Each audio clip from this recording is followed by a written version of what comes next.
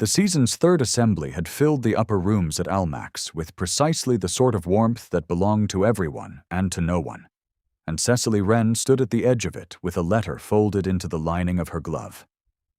She had read it 4 times since the afternoon. The hand was careful and sloping, the ink a particular shade of walnut that she would have known in a stack of 100 envelopes, and the words had not changed on any reading. Mr. Hartfield, I find I can no longer be satisfied with letters alone. I would very much like to meet you. Name your time and place, and I shall arrange the rest. Ashworth. Across the room, past the turning shoulders and the candlelight catching seed pearls, the Duke of Ashworth stood beside a marble column with one hand resting against his waistcoat and his face as still as something carved from the building itself. He did not dance. He rarely spoke. The season called him cold and let it rest there, and Cecily had watched him from this distance on 4 separate evenings without once believing that the man who wrote those letters and the man who stood like granite at every gathering could be the same person. They were. She knew it the way she knew the weight of her father's pen in her hand, and he did not know her at all. He knew a Mr. C. Hartfield of Gray's Inn, whose essays on agricultural reform had appeared in the Quarterly Moral Register for 11 months, whose private correspondence with the Duke had begun 8 months ago on a question of drainage rights in the Midlands, and had become, by slow degrees, the only conversation Cecily looked forward to in any given week. He knew a man's name, a man's hand, a man's arguments delivered in a man's prose. He did not know the woman in the borrowed shawl, standing 30 feet from him, with his letter pressed against her wrist. Lady Ashworth, the Duke's mother, moved through the crowd like a ship through still water, diamonds at her throat, and one gloved hand resting on the arm of Miss Georgiana Palliser, whose silk was the color of champagne and whose face was the kind the season approved on sight. The dowager paused near the alcove where Mrs. Bramley sat fanning herself, and her voice carried with the particular clarity of a woman who did not lower it for anyone. The companion, Lady Ashworth said, not turning her head, not needing to. Still here, I see. One would think she might find quieter company. Georgiana's mouth moved in a smile that cost nothing. Cecily's fingers tightened inside her glove, the folded edge of the letter pressing a crease into her palm. She did not look away. She had learned not to. Something was about to shift in a way that no one standing in that room, least of all Cecily, yet understood. Stay close. The letter had arrived that morning at the narrow lodgings on Half Moon Street, where Cecily shared 2 rooms with her aunt. Mrs. Bramley, who was 53 and kind, and whose greatest ambition was to avoid distressing anyone, had carried the post upstairs on a tray and set it beside the cold teapot without looking at the address. She would not have recognized the seal. She did not know about the letters, the pseudonym, or the 11 careful essays that had earned Cecily £22, and the only intellectual companionship she had possessed since her father's death. Reverend Arthur Wren had been a scholar of no fortune and considerable reputation, a man who read Greek at breakfast and argued drainage reform at supper, and who had raised his only daughter to do the same. He had died 18 months ago, leaving behind a library sold at auction for £60, debts of £2,000, and a brass pen nib wrapped in cloth at the bottom of a writing case that Cecily had carried out of the house on the morning the creditors came. The nib was old and slightly bent at the tip, and it caught the paper in a way that gave her hand a character she could not have produced with any other instrument. She had used it for every word she had written as Mr. Hartfield. Every argument about enclosure, every measured paragraph about the moral duty of landowners to their tenants, every careful sentence that the Duke of Ashworth had read and answered with a seriousness he had never, in 8 months of correspondence, extended to a woman. That was the architecture of the deception, and it was very simple. The Quarterly Moral Register did not publish women. Its editor, Mr. Thorpe, a nervous man with ink-stained cuffs and an office above a bookseller's on Paternoster Row, had accepted her first essay with enthusiasm and her pseudonym without question. The correspondence with the Duke had begun when Ashworth wrote to the Register praising Hartfield's third essay and asking whether the author might consent to a private exchange on the subject of Midlands agriculture. Cecily had consented. She had consented because her father's mind had lived inside the subject, and she had inherited both the arguments and the loneliness of having no one to address them to. The letters had become something she had not anticipated. They had become a friendship.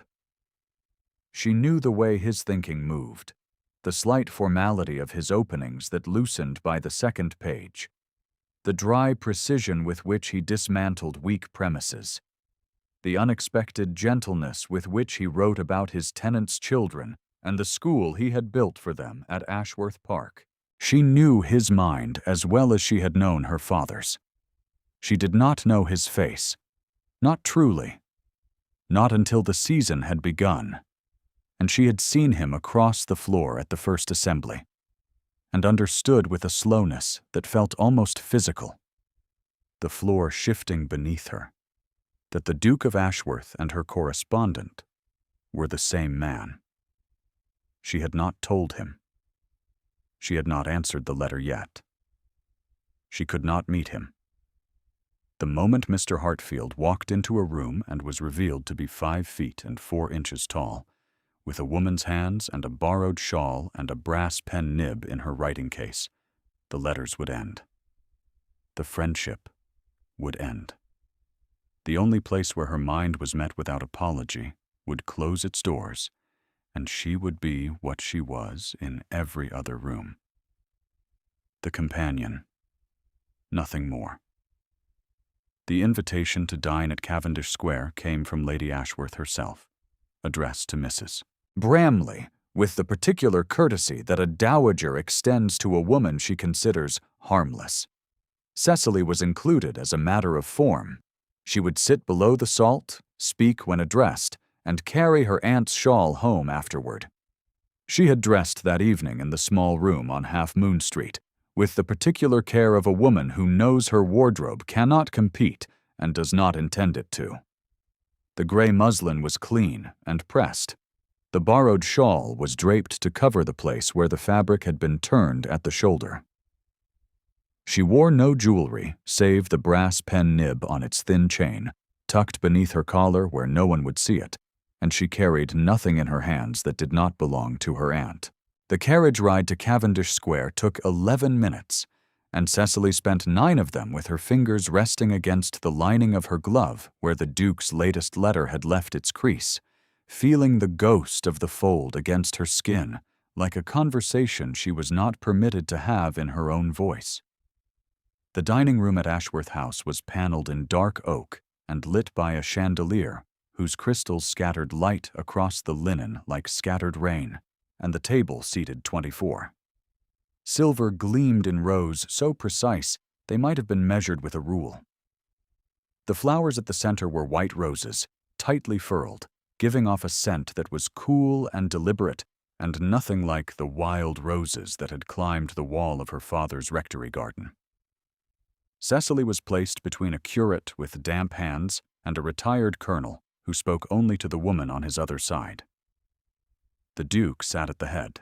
Georgiana Palliser sat at his right, her silk the pale gold of early morning, her posture a study in the kind of ease that comes from having never once been placed below the salt.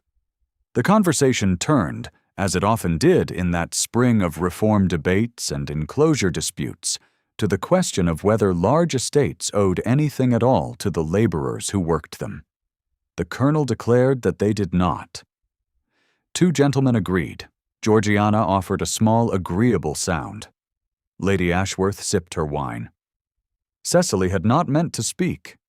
She had trained herself, across 18 months of companionship, to hold her tongue at tables where her opinion had not been purchased.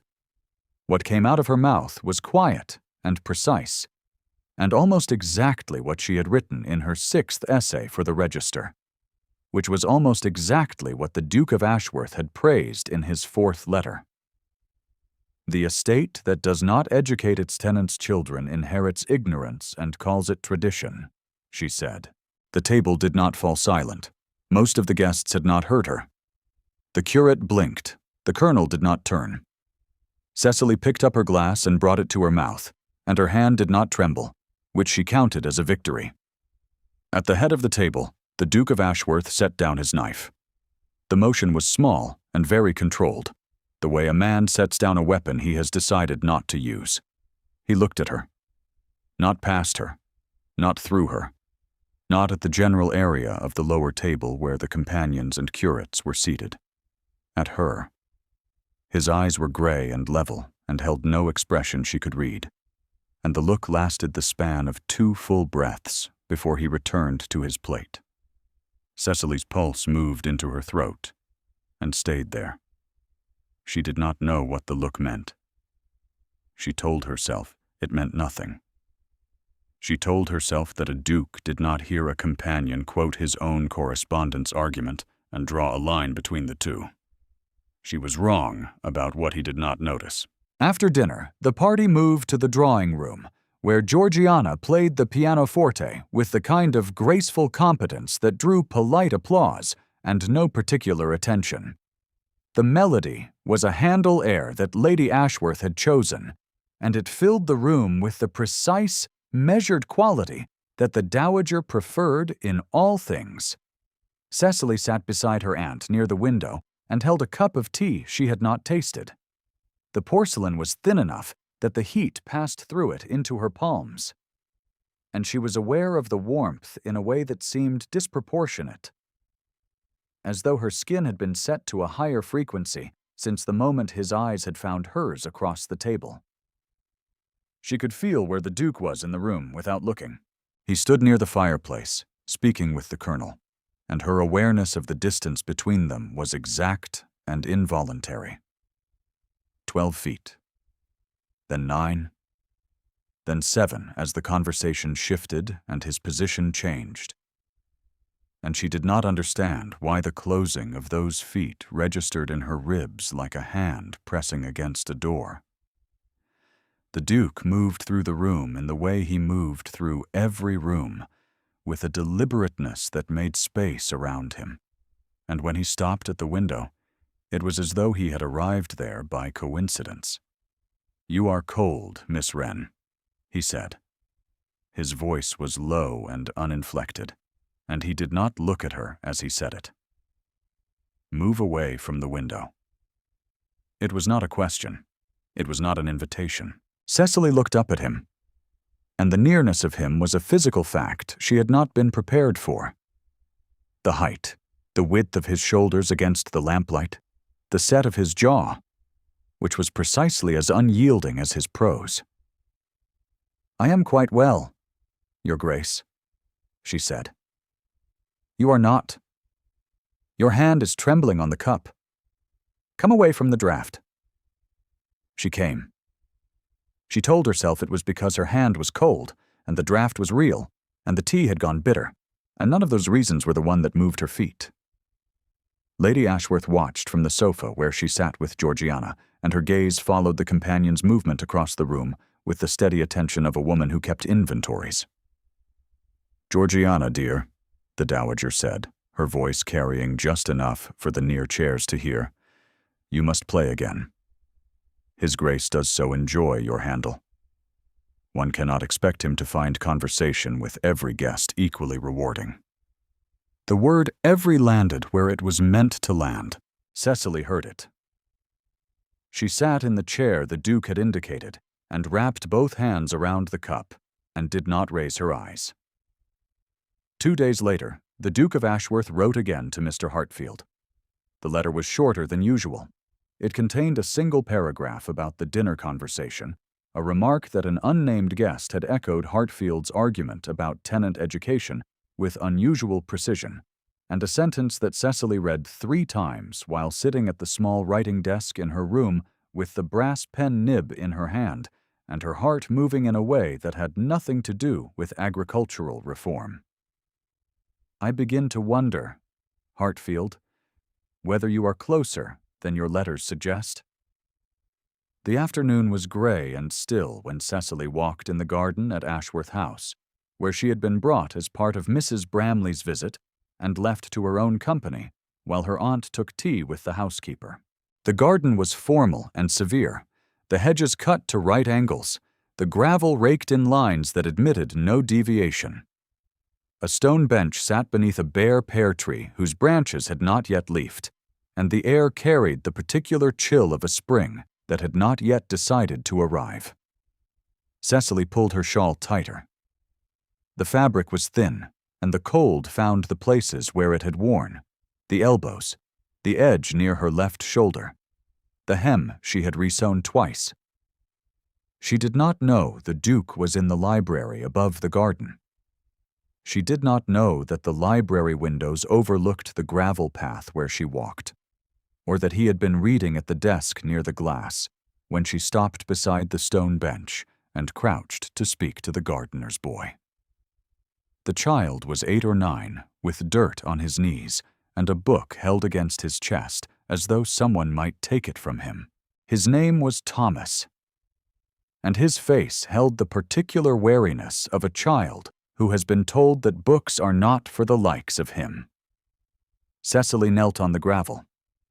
She did not seem to notice the damp, or the way the stones pressed through the thin fabric of her dress, and left small red marks on her knees that she would find later and not remember earning.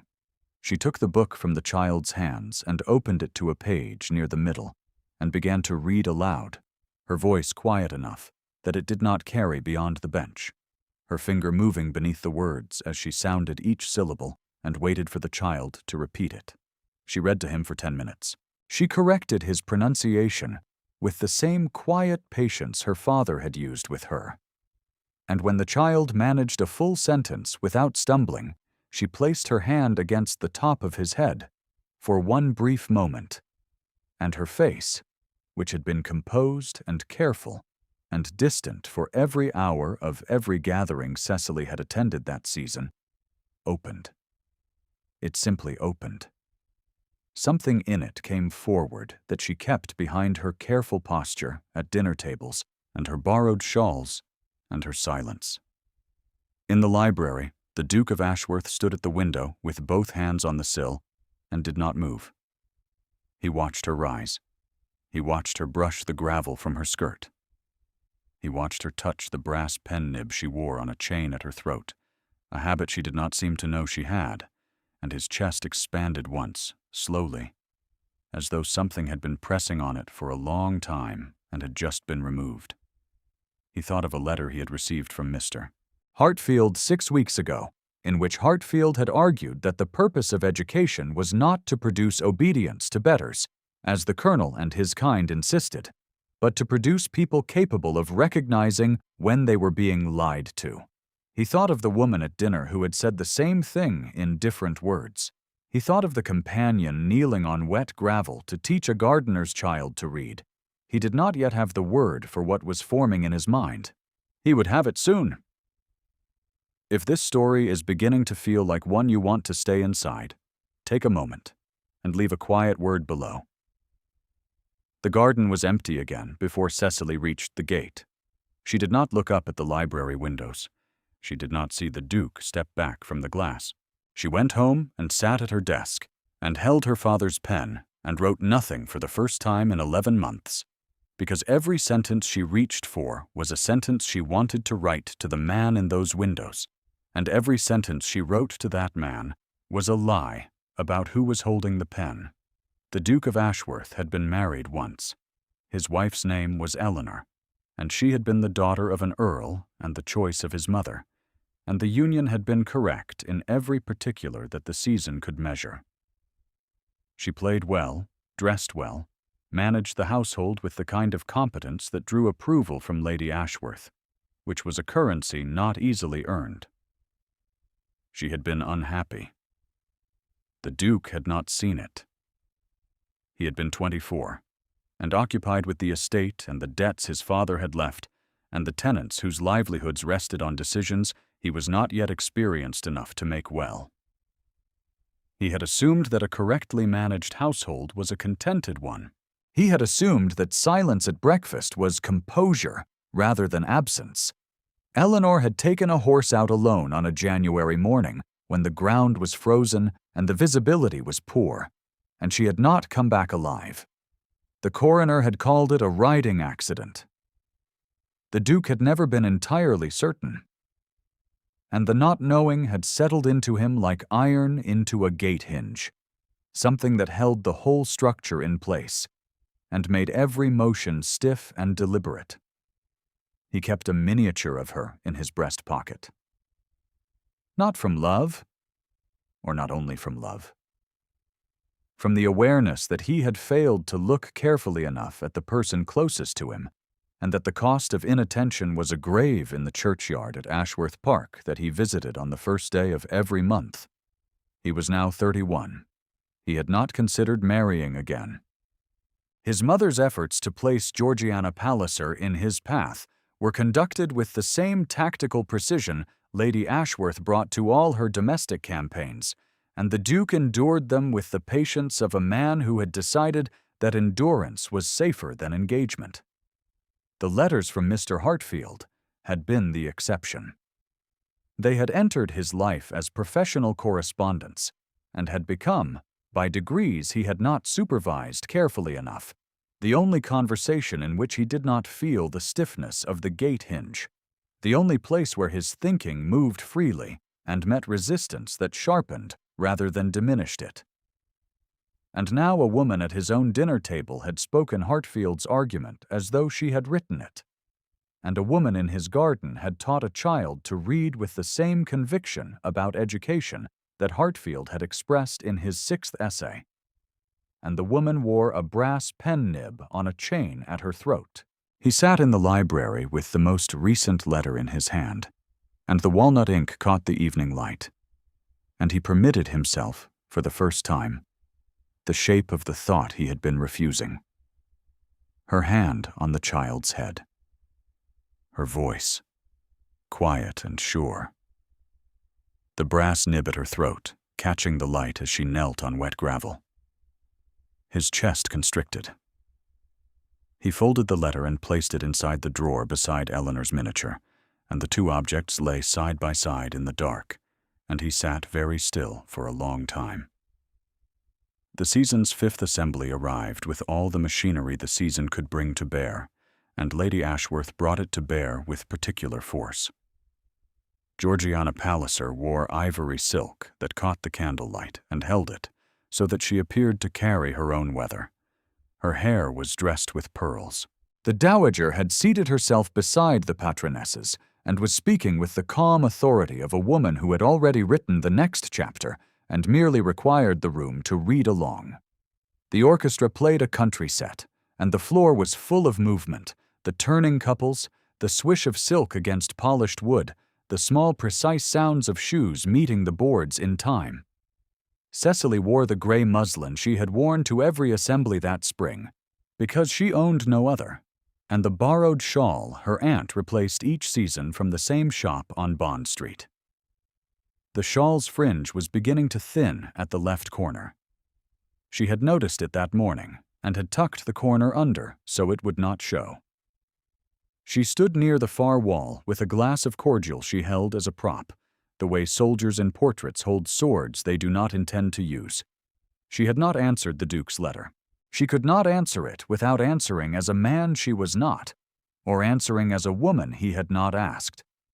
The trap was perfectly constructed, and she had built it herself. The room pressed in on her. "The companion who forgets her place," Lady Ashworth said to Mrs. Thornbury, loud enough for 3 surrounding chairs to hear it, and quiet enough to deny she had intended them to. I saw her speak to His Grace at dinner as though she were seated at his level. It is not malice, I grant you. It is simply that no one has explained to the girl where her level is. Mrs. Thornberry murmured something about young women who ought to know better. A woman beside her nodded. The assessment traveled through the chairs like a current through still water, and by the time it reached the far wall, it had acquired the weight of settled opinion. Cecily heard it. She had heard it. She heard every voicing of the word companion as a door closing, and this was the third room in which that door had closed. The Duke entered late. He crossed the floor without looking at Georgiana, without pausing at his mother's chair, and stopped 12 feet from where Cecily stood, and the stopping was the kind that drew attention because it contained no social justification. He had no reason to be standing near the companion, none that the room could see. "You did not write to me," he said. His voice was low enough that only Cecily could hear it, and the sentence made no sense unless the word "me" meant something other than what the Duke of Ashworth could openly mean in a ballroom at Almack's. Cecily's hands went cold. "Your Grace?" "You know what I am saying, Miss Wren." Her name in his mouth, with the particular weight he placed on the syllables, was a sound she had not prepared for. She looked up.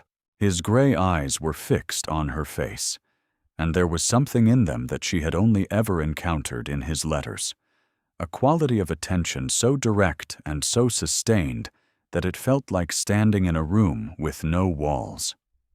"I do not know what you are saying, Your Grace," she said. "I think you do." Lady Ashworth had risen from her chair. Georgiana's hand had moved to her fan. The room was beginning to notice. The Duke looked at Cecily for 3 more seconds, and the look held the precise weight of a man who had decided something and was waiting for the evidence to reach the quality of certainty. He stepped back. He said nothing more. He walked to his mother's side and offered Georgiana his arm for the next dance, and the room exhaled, and Cecily stood against the wall with her pulse in her ears and her fingers wrapped around the brass nib at her throat, and understood, with a clarity that arrived like cold water, that the Duke of Ashworth already knew. 3 days passed. On the morning of the 4th, Lady Ashworth called on Mrs. Bramley at Half Moon Street. She came alone, which was itself a statement. A dowager duchess does not call on a woman of Mrs. Bramley's station without a companion, unless the visit is not social. The parlor was small and cold, the fire not yet built, and the morning light came through the window with the particular thinness of a day that has not yet earned its warmth.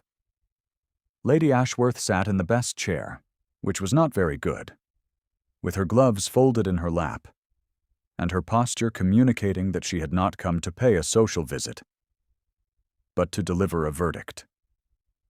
She had found the essays.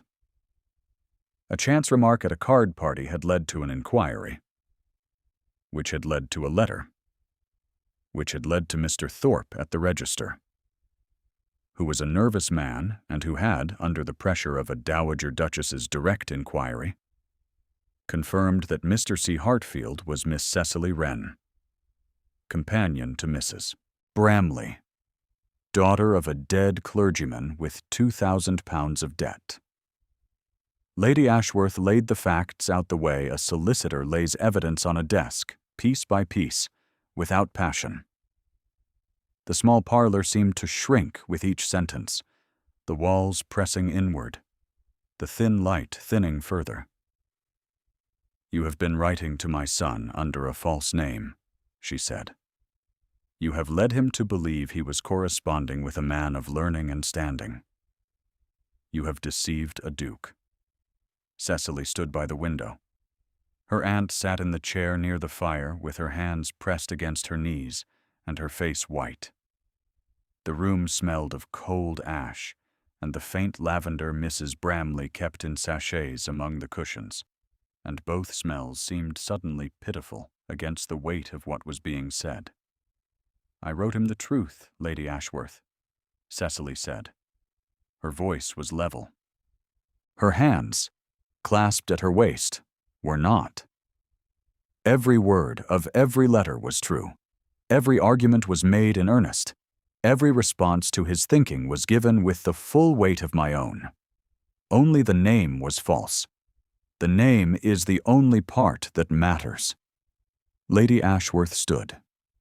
She smoothed her gloves with a motion that was precise and final, the gesture of a woman who has completed an unpleasant task and intends to leave no thread for anyone to pull. A woman's words, dressed in a man's authority. It is the oldest trick of the desperate, and it does not become less desperate for having been done cleverly. I have already spoken to my son. He now understands what you are. A companion who saw an opportunity and pursued it with a man's name because no one would have listened to a woman's. He sees it clearly now. The correspondence is finished, and you will not attend any further gatherings where His Grace is present. I trust Mrs. Bramley will see to that. She left.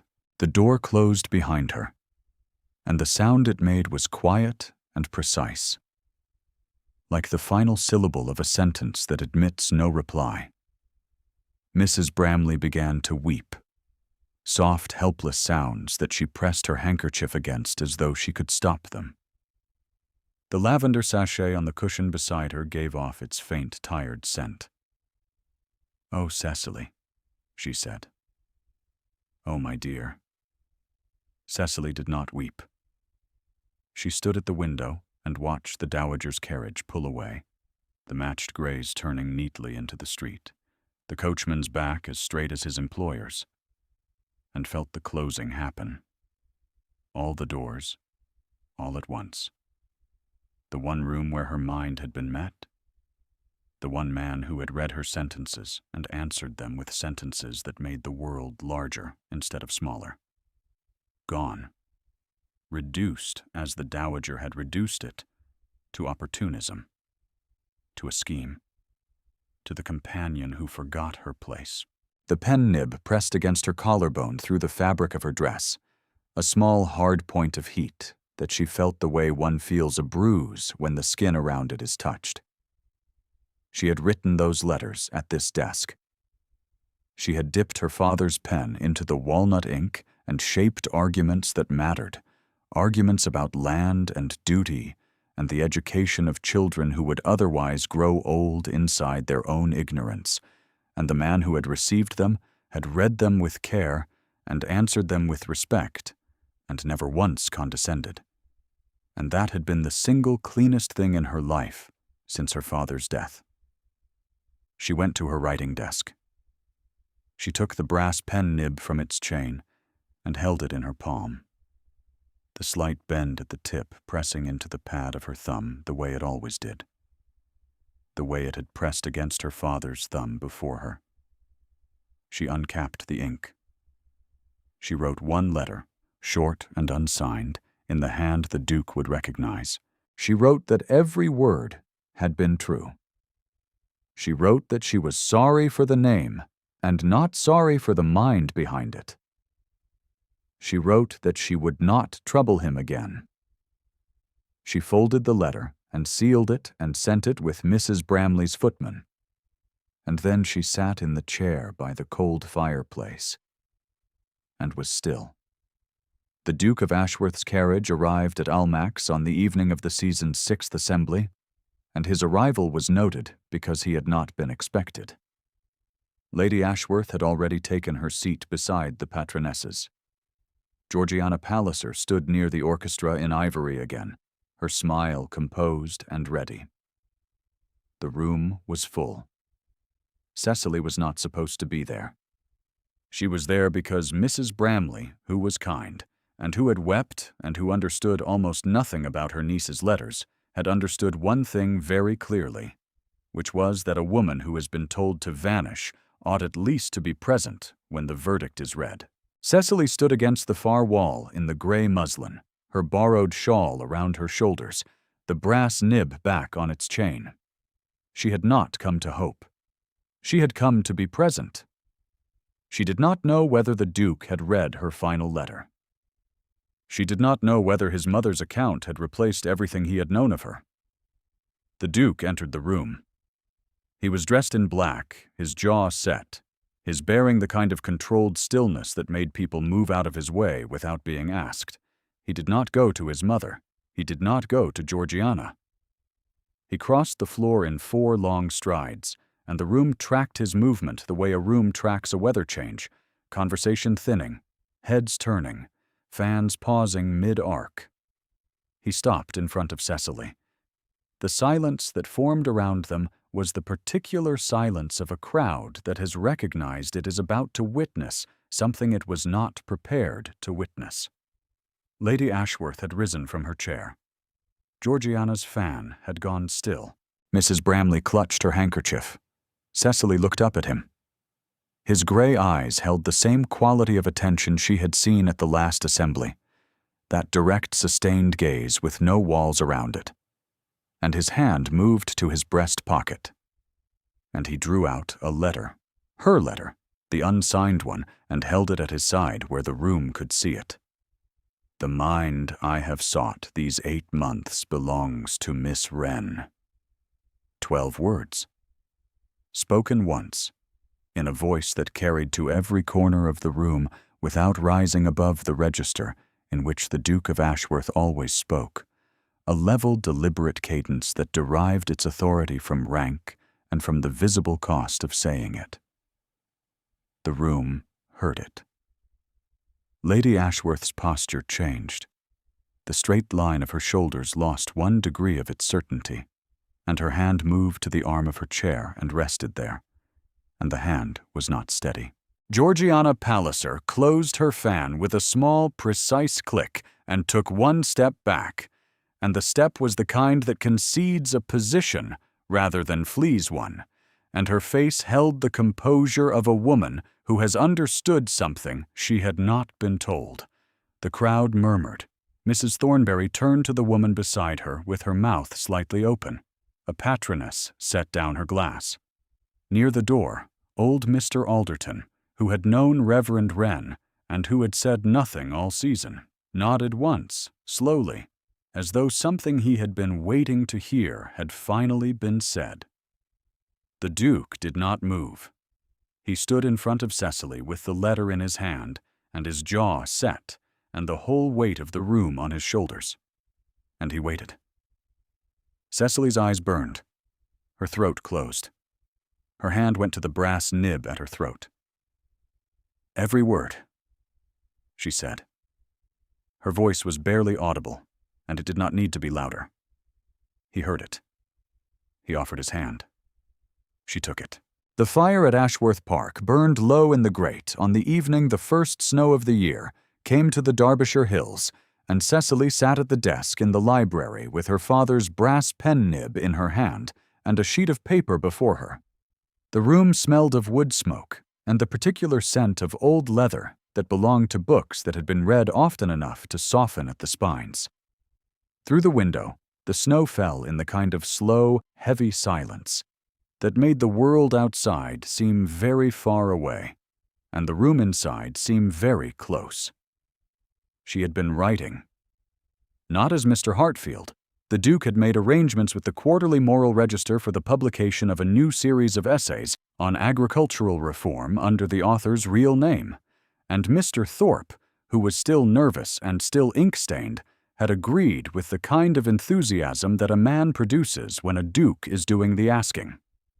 The first essay was half finished on the desk. It was about tenant education, and it was better than anything Hartfield had written, because it was written by a woman who no longer had to hold part of her thinking behind a name that was not hers. Julian stood at the window, with his back to the room and one hand resting against the sill, watching the snow. He had taken Eleanor's miniature from his breast pocket 3 weeks after the assembly and placed it on the mantelpiece in the library, where it faced the room instead of the dark inside of a coat, and the light from the fire reached it in the evenings. He had told Cecily about Eleanor. He had told her about the January morning, and the horse, and the grave he visited on the 1st of each month, and the not knowing. He had told her in the same voice he used in his letters, level and precise and unguarded, and she had listened the way she listened to everything, with her whole self, with the quality of attention that he had recognized across a dinner table, and again through a library window, and again in the careful slope of a handwriting he was never going to mistake for a man's. "You are not writing," he said, without turning from the window. "I am thinking." "You are staring at the fire." "I am thinking at the fire. There is a difference." His mouth moved. The motion was slight, barely a shift in the line of his jaw, and it was the closest the Duke of Ashworth came to smiling, and Cecily saw it reflected in the dark glass of the window, and her chest ached with a feeling she did not have a single sufficient word for, a feeling that lived somewhere between gratitude and grief, and the particular warmth of being known. The pen nib rested between her fingers, the slight bend at the tip pressing its familiar crease into the pad of her thumb. Outside, the snow covered the garden where she had knelt to teach a child to read, and the gravel path was white, and the stone bench was white, and the library windows glowed against the dark hills, and the fire held. Thank you for staying until the end. If Cecily's story found you tonight in the way you needed it to, leave a quiet word and come back soon.